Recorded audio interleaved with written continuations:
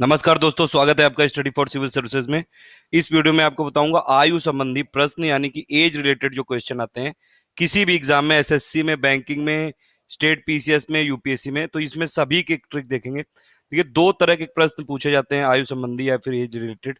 दोनों तरह के प्रश्न की ट्रिक बताऊंगा मैं आपको। एक तो वो होता है जिसमें कि आपको आयु का योगफल या सम दिया रहता है और या फिर गुणनखंड दिया रहता है और उसमें अनुपात आयु का दिया रहता है और उसमें आपको आयु निकालना होता है। उसमें ट्री मेथड की ट्रिक अपनाते हैं। और दूसरा जो मेथड होता है उसमें आपको आयु के अनुपात दिए रहते हैं और उसमें आपको फाइनली या तो आयु पूछी जाती है दो लोगों की, या उनका योगफल पूछा जाता है, या फिर गुणनखंड, कैसे भी। देखिए, बेसिक मैं आपको एकदम ट्रिक बता दूंगा कि आप अगर इसको समझ लेंगे तो ज्यादा से ज्यादा 10 सेकंड लगेगा इसमें। ज्यादा से ज्यादा मतलब अगर आपने प्रैक्टिस कर ली तो 2-3 सेकंड में ही होना चालू हो जाएगा। देखिए, सबसे पहले इसमें क्या होता है, अगर आपको ऐसा मतलब दो ये आयु दी हुई है, आपको उसका सम दिया हुआ है, तो उसमें कैसे करते हैं ट्री मेथड में। पहले आप यहाँ पे उसका सम लिख लीजिए या फिर योगफल लिख लीजिए और फिर उसमें दोनों का नाम लिख लीजिए और उनका रेशियो यहाँ पे लिख दीजिए। अब इसमें आपको करना क्या है कि देखिए, मान लीजिए का और खा की आयु का अनुपात दिया हुआ था, का इस टू खा, और उसके बाद आपको ये उसका योगफल दिया हुआ है, उसकी आयु निकालनी। तो उसमें आपको करना क्या है कि देखिए, का प्लस खा अगर भाग इसमें करेंगे टोटल, तो ये टोटल हो जाएगा योगफल।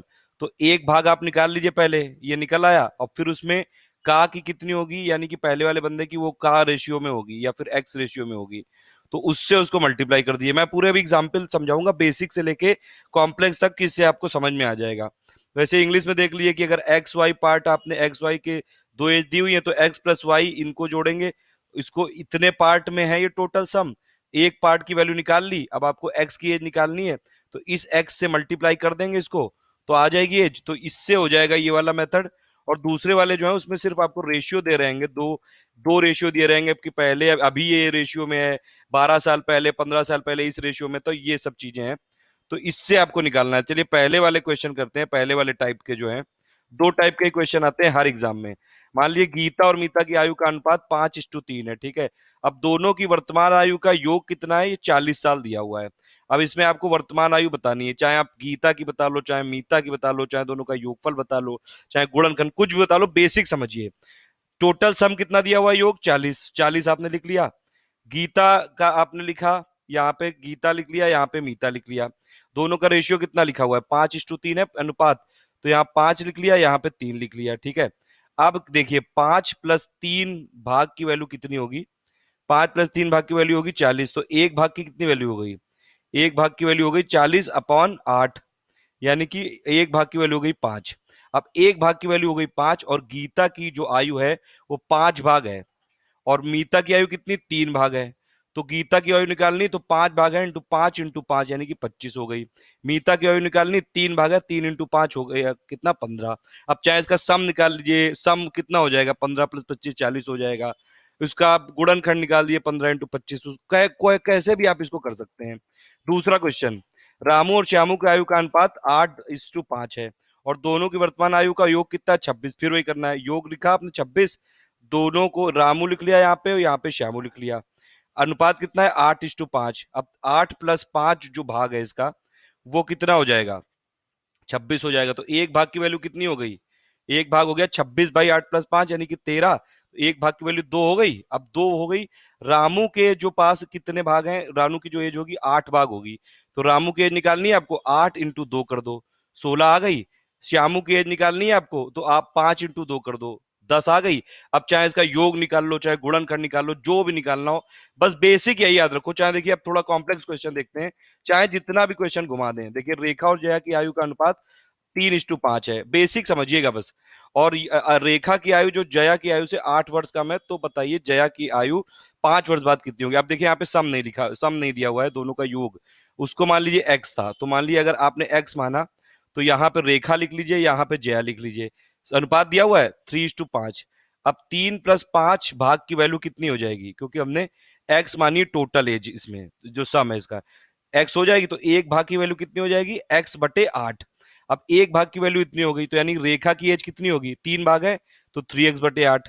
और जो जया की वैल्यू कितनी हो जाएगी, जया की एज 5x/8 हो जाएगी। अब देखिए क्या लिखा हुआ है कि रेखा की आयु जया की आयु से 8 वर्ष कम है, जया की आयु से 8 वर्ष कम है। जया की कितनी है, 5x/8। और रेखा की कितनी 3x/8, दोनों को आप इसमें सब्ट्रैक्ट करेंगे तो कितना आएगा 8, ये लिखा हुआ है 8 साल का मैं।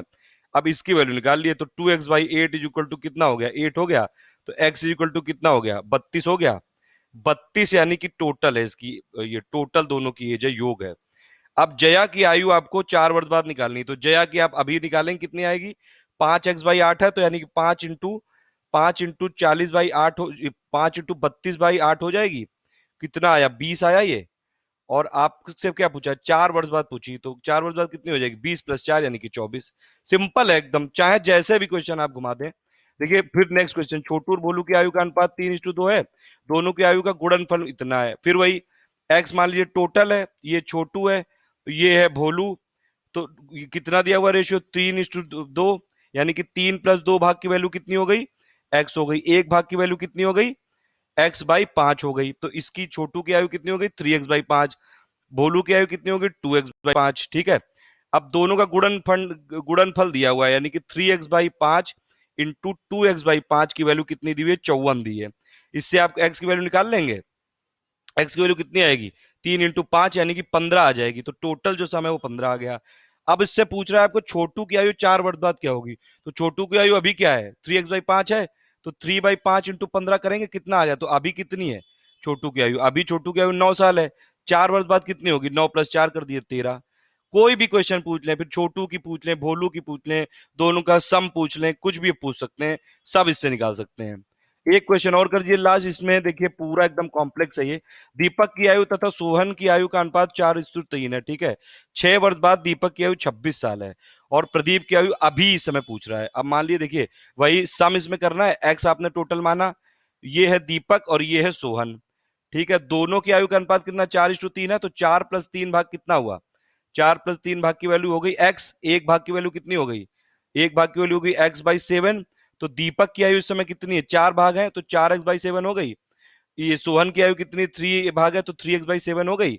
अब इसमें क्या पूछ रहा है 6 वर्ष बाद दीपक की आयु 26 साल है, दीपक ये है तो 6 वर्ष बाद मतलब कि 4x/7 और प्लस इसमें 6 और जोड़ दो तो कितना ये 26 साल है।